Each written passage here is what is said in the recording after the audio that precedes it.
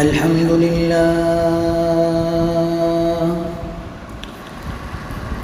لله الذي لا يرجى لكشف الشدائد إلا هو، ولا يدعى لرفع المكائد إلا هو، وما مراد العاشقين في الدارين إلا هو، وما مطلوب الواصلين في الكونين إلا هو.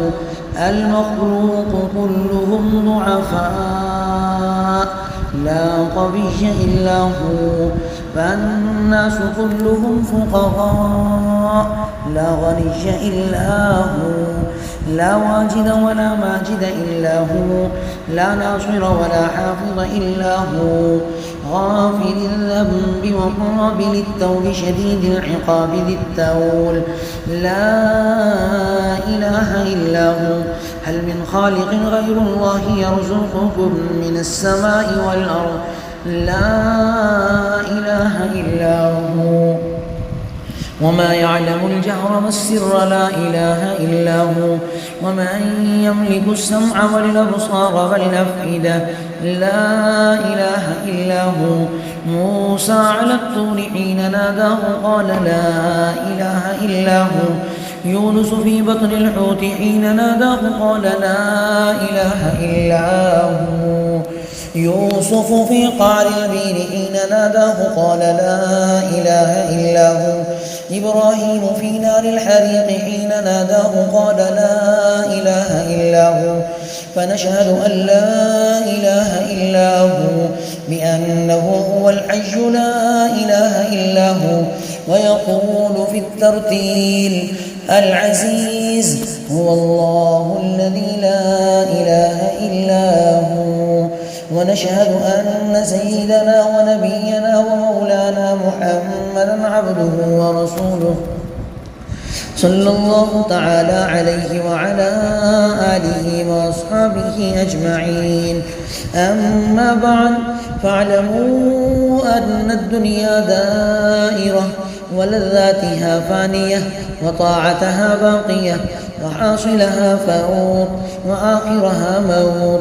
فقد قال الله عز وجل: اعلموا أنما الحياة الدنيا لعب ولهو وزينة وتفاخر بينكم وتكاثر في الأنفال والأولاد، كمثل غيث أعجب الكفار نباته ثم يهيج فتراه مصفرا ثم يكون حطاما، وفي الآخرة عذاب شديد ومغفرة من الله ورضوان، وما الحياة الدنيا إلا متاع الغرور.